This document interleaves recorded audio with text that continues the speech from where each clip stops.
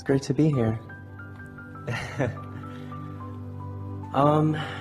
Where do I start? Lots of good things. As life would have it, I've had highs and lows. And I suppose my last low just brought me to a place where I couldn't resist anymore. And without even trying, things just started to happen for me. And my vibration started to rise. I'm really nervous right now. Jerry used to ask this question because he was a financial counselor, helping people in that way before he knew Esther and before they knew Abraham. And his question was, why, as people were having financial difficulties, they would lose the boat, and then they'd lose the golf cart, and then they'd lose one of the cars, and then they'd lose the house, and it was like a spiral downward. These were Jerry's words. And once everything was lost, then they would start bouncing back. And his question was, why did they have to lose it all before they started bouncing back, which was a pattern that he saw on a pretty regular basis. And we said, because in the losing process, there is a clinging to, there is a struggling that just keeps that momentum going. But once it's all gone, then there's a sort of giving up. It's like, until it's all gone, the struggle didn't stop. But once it was all gone, then the struggle stopped. And when the struggle stopped, then the barrier stopped, then the prickly pear stopped, and then you allow all of this wonderful resources that's been surrounding you all along to penetrate a little more. So that's a good basis of understanding. Mm-hmm. Yeah. And Jerry wanted to know, do they have to go all the way to the bottom first? Well, no, but anything that helps. We are certain that Esther's vibration is in a more consistent, aligned place these days than it has ever been after an experience that was really gut-wrenching for her. It took her a while to recover from that. But sometimes it takes the comparative experience of realizing how much you care about the way you feel before you can turn things around. And you don't have to wait. You don't need a gut-wrenching experience. You just need the understanding of that.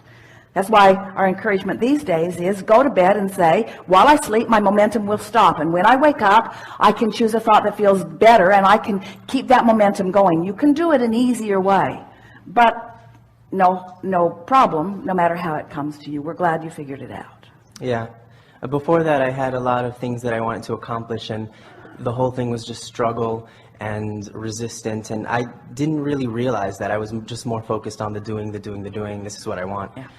And then, again, hitting that low, I didn't even realize it, started to move up after that. And then I had realized that. After giving in, that's the thing. We want to interrupt just briefly. Give in to the well-being that is hammering at your door. Give in. Give in. Give in to all of the goodness that is surrounding you and wanting to show evidence of itself to you. Start looking for the evidence of the well-being. It is pervasive. Yeah. It's all around you. Yeah.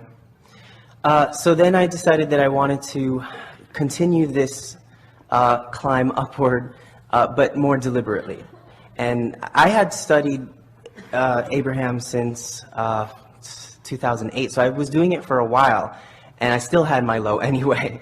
But you mean contrast really is eternal? Yeah, exactly. I got today the step 4, like I finally got it. I heard you talking about step 4 before, but today it really sunk in, like it just, it was good. When you go to the buffet, you don't condemn the contrast. You appreciate the variety, and you choose from it what you like. Mm-hmm. Yeah. So I had an interesting experience a little bit before my 31st birthday.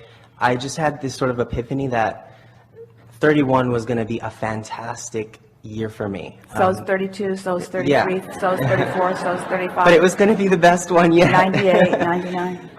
And it was a good feeling. And then I had my 31st birthday party in July, and I had a really incredible experience. Something happened with my consciousness where I was literally sort of living in two places at once. And one, I guess, was, it was almost like two paths were being shown to me. One was, I guess, sort of where I already had been, and it wasn't negative, but it was just stagnant. It was just there. And then the other path was sort of something better. And I could see myself going through these, both of these personalities throughout the night of my birthday party. No one noticed it, though. They all just thought I was having fun and that it was great, but I had moments of having this sort of high and this sort of high type of fun, and the other one was just sort of, oh, well, I was just there and thanks for coming to my birthday and all that. Well, you set yourself up for that, because for some time preceding it, you were saying, this is the beginning of something that is different for me. And so there was some momentum already going. So we can understand how you had glimpses of seeing your world through the eyes of Source. Yeah. So can you hear, we've been touching on this all day here today. Does it feel like an advantage to you to be able to perceive your life through the eyes of Source? And does it feel like you should be figuring it out on your own and that you shouldn't need the eyes of Source? Or does it feel more and more natural to you that the eyes of Source would be right there with you, inspiring you, giving depth and breadth to whatever your experience is? In other words, are you beginning to accept that you're not here as a separate being to prove yourself worthy to that Source, but you are instead here as an extension of that Source, living this life with Source? You're getting the feel, and so that's what you were experiencing. You were experiencing a conscious realization of that blending. I truly was one with Source at that moment. Yeah. I almost felt like I wasn't me, like I was outside of me, sort of watching the scenario that was going on. Well, when you've been depriving yourself of this extraordinary clarity and you find a vibrational reason to allow that clarity to flow, you don't feel yourself. Yeah. When you're accustomed to being a shadow of yourself and suddenly the full light is flowing through you, it feels a little weird. Yeah. But after a while, the other begins to feel weird. The diminishment will begin to feel weird once you're tuned in, tapped in, turned on, and moving through life for a while, you see. It does feel weird. We are enjoying this conversation, are you? Yes. It's like for Esther, she tiptoed into this, which may seem odd because she's been receiving Abraham for a while. But she never knew Abraham. She didn't know who we were. We were an experience that she began to have. When Jerry made his transition, when Jerry is present in her experience, she recognizes it as Jerry.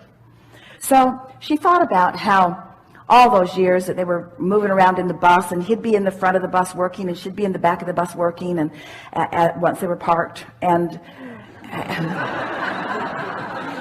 or they'd be at home and he'd be in his office and she'd be in her office, and interacting with one another, saying hello many times through the day, but mostly in their separate spaces doing their independent part of this work.